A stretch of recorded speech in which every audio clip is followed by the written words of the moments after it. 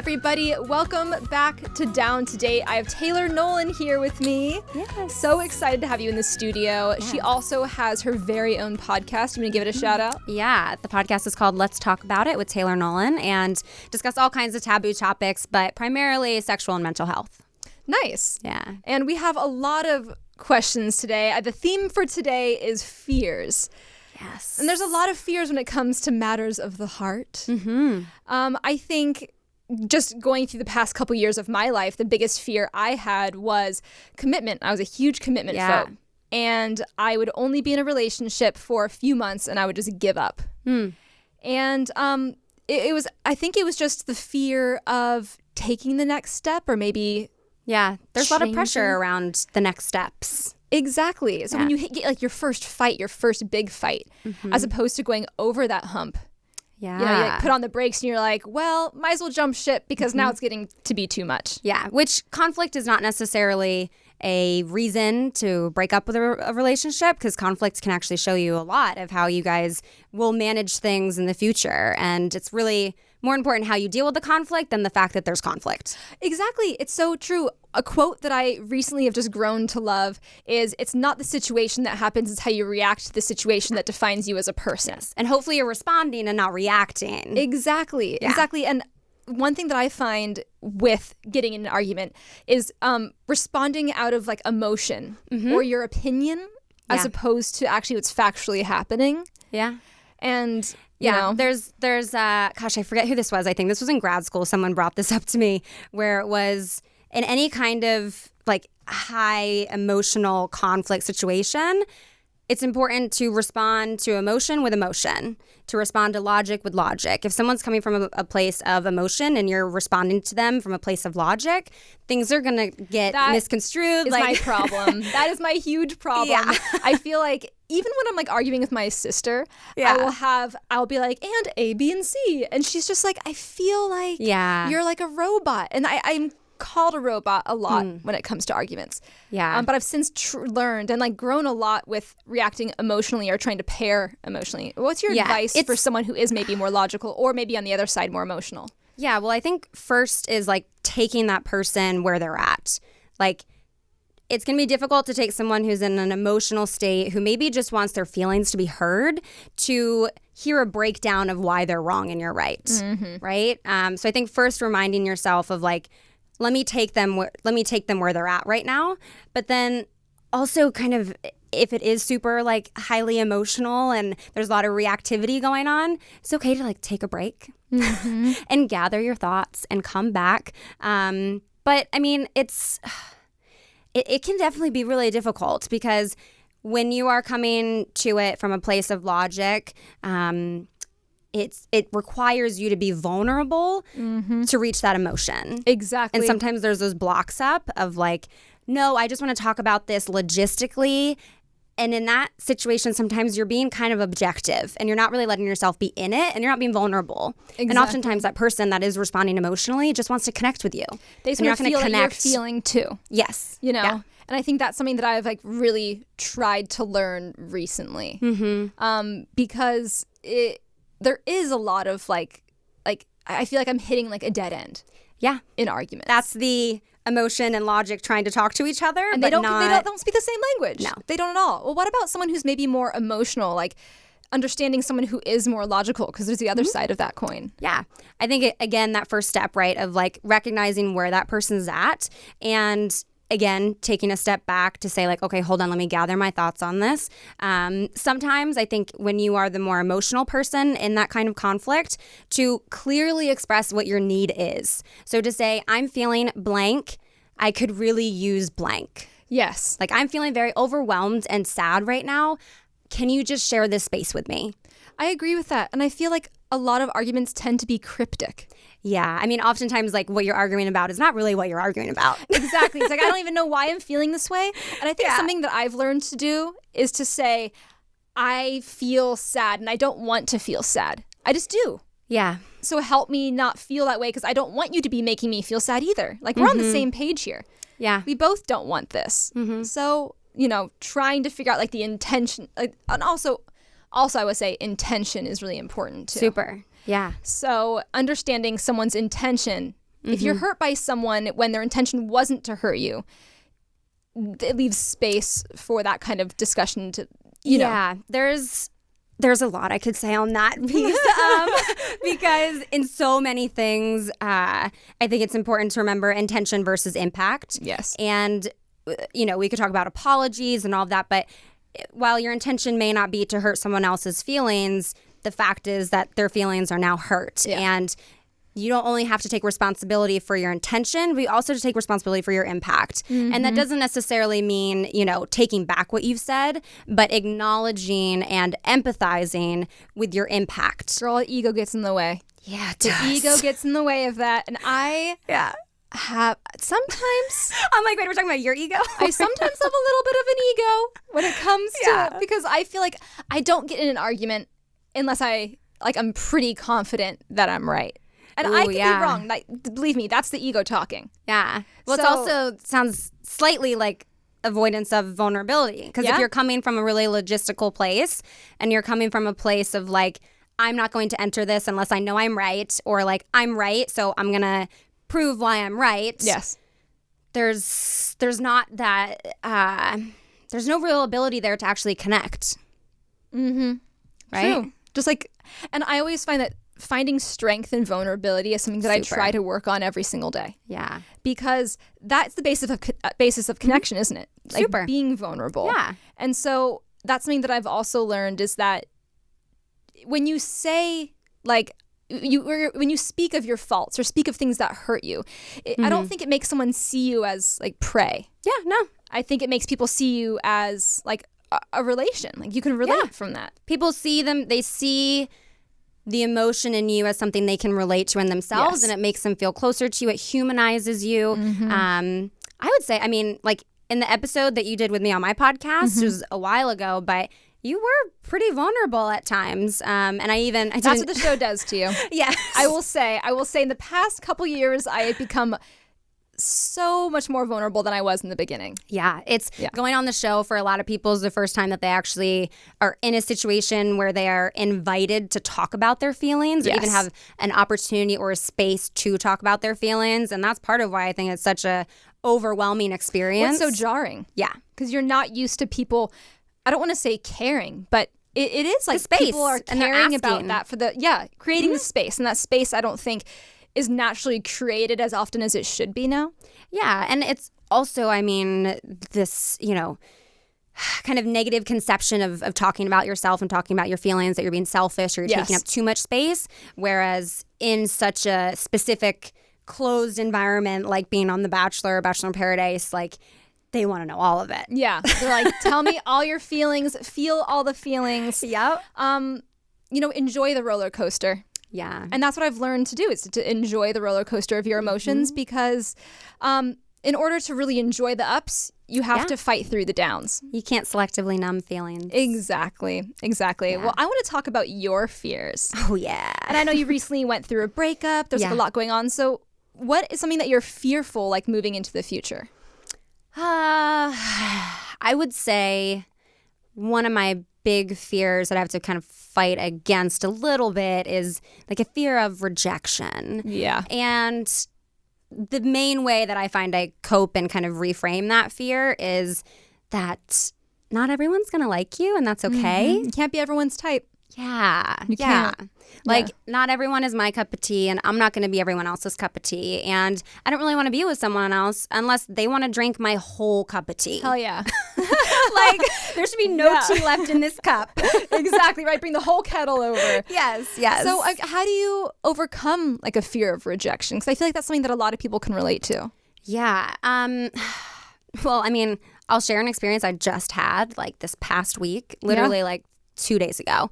I was on a dating app and was just getting ready to get together with someone. It was like 30 minutes before the date. He had just asked me out like that day. And 30 minutes before, I go back to look on the app and the message is just gone. And I'm like, oh, what? And I was like, crap, did I like accidentally delete our message? And like, now how do I get in contact with him? He's going to think I like bailed on him. He was also like in the mental health space. So I was like kind of excited for this date. I was like, oh, we have things in common. Yeah. And we didn't follow each other on Instagram, but I knew his Instagram. So I went back on Instagram, looked for it, and then it was like not there. And I was like, why can't I find it? He literally was a ghost. Literally. And so then did all this FBI research, and basically he like unmatched and just blocked me like out of nowhere. Why? So I was left. This is the first time I'd ever like fully been ghosted, and like where online dating felt like such this terrible place. And it was like, whoa, like I was just hella rejected. But the thing is, the one thing that I don't want to say hate, it's a very strong word. Yeah, the one thing that I dislike about online dating or different dating apps is because it's so easy. Yeah, there's lack of accountability. Face the person. Mm-hmm. You can just disappear without any repercussions. Yeah. And I relate it to driving a car in traffic. Yes, because you can hide behind the car. Mm-hmm. It's almost as if other people don't exist. You're talking to like a machine, or you're communicating with a machine. So in that way, you feel like you can get away with a lot more, like cutting someone off or beeping at them, when normally face to face, you're not doing that. You wouldn't just flick someone off. Oh, no. On the street, but in your car. Of metal and glass blocking me, so good luck getting to me, Yeah. But the same thing with online dating. Yeah. Yeah, there's a huge lack of accountability on there, and I really had to walk myself through this thought process of rejection, of like, whoa, first I thought it was my fault and I felt bad and like guilty, and I was like, how do I make this up? I want to make sure that he doesn't feel rejected. Yeah. And then it was, well, wait, actually I was the one that was rejected. And then it was, ultimately I kind of had to just laugh at it. Yeah. Like, this was so ridiculous. And when someone rejects you in that form, to me it says way more about them and the place that they're in than it does about you. And it's not really it's almost like you can't even really take that as a valid, credible form of rejection, because they don't know you. No. They literally don't even know you. And you're not really allowed to have closure in a space like that, because it's just completely... there's just no room for closure. There's no access to closure. And the petty in me was like, I'm gonna message him. Don't be ashamed of the pettiness. Yeah, I was like, from the podcast Instagram page, I was like, I'm gonna DM him through that, because he didn't block that. And I was like, no. You chicken. I was like, I'm not gonna like let my ego fuel this pettiness. Yeah. But it was like, wow, I really had to like sit with that form of rejection. It was like a moment of, do I still want to be on dating apps? And it was just kind of like, you win some, you lose some. And ultimately, this was his loss, not mine. A lot of things with going into the dating space again is there is going to be as much rejection as there might be. Yeah. You have to put yourself out there. You have to take it. You have to face the fear. Ooh. Or else how are you going to create opportunities for like a connection to take place? Yeah. And this is maybe more of a more vulnerable, more like deeper form of rejection. So I've been single since about September and was seeing someone, and at first it was just kind of like a sexcation, and then after like the second, third visit, I was like, wait, I actually like I feel feelings. Yeah, I was like, shit, I was supposed to do this. But I was like, if I'm being really real with myself right now, and I was very vulnerable and was like, hey, like, I know I said this was just going to be a sexcation, but, I actually have like real feelings for you and like could see a lot more with you. And it was a real vulnerable process to talk through that of like what we both want, what we both see in this. And ultimately we did somewhat want the same thing, but not really. And it's long distance too, always. Long distance, yeah. Yeah. And it was, in a way, it felt like a form of rejection, that like the distance was too much, or wasn't in the right place, or wasn't the right timing in his life. And so it was almost like this kind of transition to ask myself, okay, if what I truly want in this situation is not able to be met, am I okay, and can I be content and feel like I'm still honoring my wants and needs in this relationship with allowing it to still be a sexcation, knowing that there are deep feelings there. So it was like kind of a form of rejection, but I mean, I don't know. It was very, very vulnerable and uncomfortable I feel like it's interesting when you go into something with one idea and then it shifts. Yeah. It's hard because I almost don't see it as a sense of rejection. I see it as like, we're rewriting the contract. Definitely. And I looked at it as kind of more of just like a transitional phase, but part of it did feel like a rejection of like my heart, because like he wasn't able to fully connect with my heart in the way that I would love for us to be able to. Exactly. And I think there was still a want on his end, but there wasn't that actual motivation for that to come to fruition. But again, it's hard when you're not face to face, when it is long distance. You know, I feel like there's so much bravery when there's distance. Yeah. And when it is face to face, that is when you can like see someone's real truth. And so I almost feel like something with like long distance, online dating, stuff like that, with that wedge there. Yeah. You know, I almost feel like it does me a disservice. Yeah. And, you know, and that is, you know, the other one that's like, you're not really fully seeing me. Yeah. I'm not even fully seeing you. So it does a disservice to who we truly are. Yeah. And he would have agreed with that, as would another person. Yeah. I really need to stop these long distance. All right, we're going to take a little bit of a break. When we get back, we're going to be reading questions from you listeners. Stay tuned. All right, everybody, listen up. If you're looking for a fun way to pass the time while engaging your brain and enjoying breathtaking visuals and a gripping story, your answer is Best Fiends. And I've been addicted to this game. I play it in the Uber. I play it in the mornings. For some reason, I love like little puzzle games in the mornings or right before I go to bed. And there's literally like 2,000 levels. So there's so many different levels you can play, and all the characters are these little tiny bugs. Best Fiends is a casual game anyone can play, but made for adults. You can spend as much or as little time as you'd like in the game, so it saves your place wherever you are. But there's so many games. It's like creative puzzle games, and all of them I like all of them because I feel like it like challenges my brain like while I'm playing. So I'm having fun, but I'm also like actually getting smart while I'm doing it, which I absolutely love. Best Fiends also updates the game monthly with new levels and events, so it absolutely never gets old. I hate playing the same static games over and over again, but Best Fiends always keeps it fresh, always keeps it new, and has like amazing visuals. And all the characters that you play, like the bad guys are slugs, and you do not need the internet to play. It's great for traveling. You can do it on the plane. I think the plane is like the best place to play games like this because there is no internet or connection with the outside world. So I love playing these games on the plane. Engage your brain with fun puzzles and collect tons of cute characters. Trust me, with over 100 million downloads, this 5-star rated mobile puzzle game is a must play. Download Best Fiends free on the Apple App Store or Google Play. That's friends without the R. Best Fiends. Hey everybody, welcome back to Down to Date. I'm here with Taylor Nolan, and we are answering questions on fear regarding the heart. Yes. So I do have a lot of questions and fears from some of the fans out there. I'm not going to say their names, just because I don't want to throw everyone's fears out there, because maybe it's something they want to have be private. Okay, but for the first one, this one actually really struck me. It says, I'm scared that the higher I hold him up, the further he'll see that I'm beneath him. Yeah. What do you have to say about that, Taylor? I have a lot of things to say about that. Yeah, as do I. Surprise, surprise. I have a lot of things to say. First, I think it's difficult, even like on one hand, give people time to show you their true colors. I think oftentimes when we first feel a connection for someone and we like them, they are kind of like way up here. And on one hand, it's fantastic to think highly of someone. And it's like, I love feeling this high about this person, and I hope I always hold them this high and like respect them and honor them and adore them. But you also have to like hold yourself that high. And I think when you do that, then you're both kind of holding each other high. It's perception. Yeah. Because they're probably, I would say it's the honeymoon phase.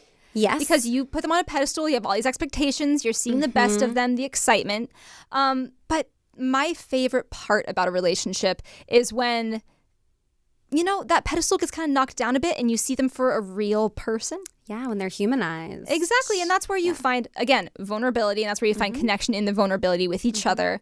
And you don't want to be with someone who's on a pedestal, or you don't want to perceive someone that you're with as like better than you. Yeah, I think you just have to be careful when you are holding someone high that you're also holding yourself high. Yes. And throughout your partnership to understand that you might not always be at your best, and like part of your partner's hopefully responsibility within your relationship is to ensure that they're holding you high even when you're not holding yourself high. Yes, you need someone to be your cheerleader at the same time. Like, first and foremost, definitely be your biggest cheerleader, right? Like, remember, you're a full cup of tea, you're a full package. Like, this kettle is burning hot. It's got the greatest blends of tea in it. Yeah. But like, just because your partner is great doesn't also mean that you're not great. And exactly. Again, with your partner up on a pedestal, like, just ensure that you're not questioning your worthiness of that. I almost feel like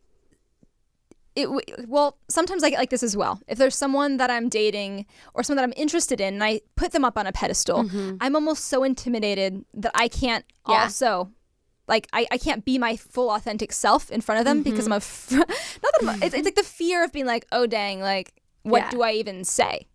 Yeah. And I think, like, I could get on board with holding someone high and up on a pedestal, but like one that is humanized and one that is really like them in all their forms. If we just have this, like, this is what I would say.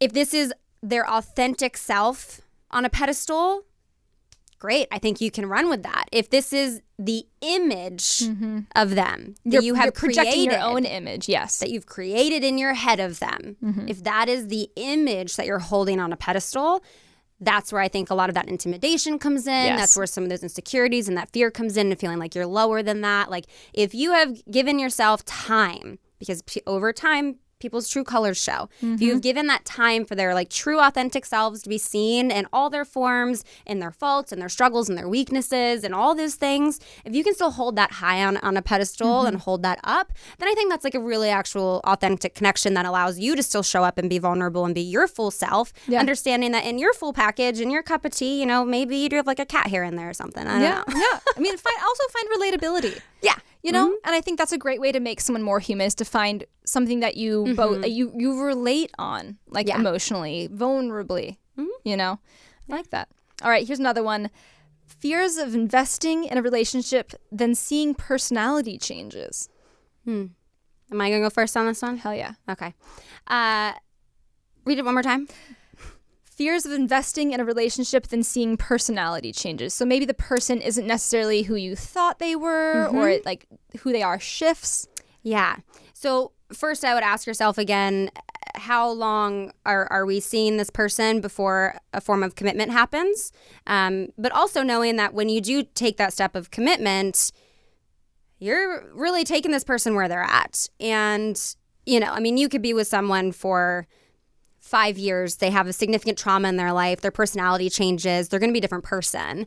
And you got to kind of ask yourself, like, can I accept them where they're at right now? Can I, if you're seeing a personality change, maybe it is helping trying to better understand, like, why they are this way. Maybe it is a conversation of, like, you know, we used to do this all the time, but it seems like you prefer to do this now. Like, what's that about? Can you tell me more about it? Because it's not in your control. Yeah. Like, how that person is not something you can change. Exactly. And I also feel like life changes people. Totally. You know, either you grow together or you grow apart. Yeah.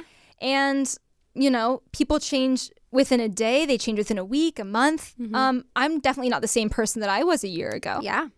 Yep. So I feel like it's important to pay attention to, are you growing together? Are you growing apart? If you're growing apart, then I would say maybe you're not as compatible anymore, and that's okay. Yeah.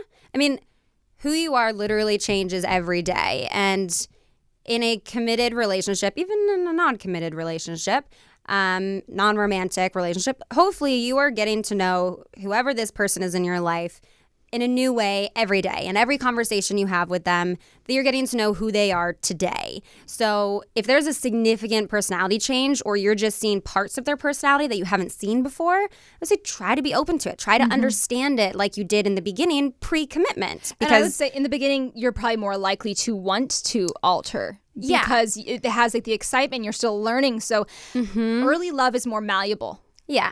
And I think once we reach that place of commitment, we think, oh, this is how this person is. Yeah. But like, we have to be open to knowing that even when you've been with someone for, 5 years, say, and they feel like they've been the same, we're still always changing and we're always like growing in different ways. So it's like, you just have to ask yourself, like, is this something I'm still cool with? Can I love and accept and nurture and challenge and support this side of you that I haven't seen before? And if not, then maybe you got to reevaluate. Resituate. Rewrite the contract. Yes.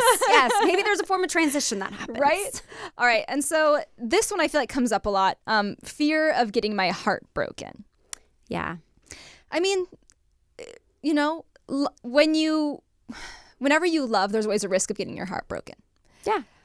It's something you can't avoid. But I always feel like when it comes to love, I mean, it's way better to have experienced it and to learn through it than to avoid it altogether. Yeah. And I've had my heart broken. Mm-hmm. I think we all have multiple times. Yeah. But in a way, I enjoy, not that, I'm not a masochist, but there is like enjoyment from getting your heart broken because then you realize what you're capable of. Mm-hmm. Totally. Yeah.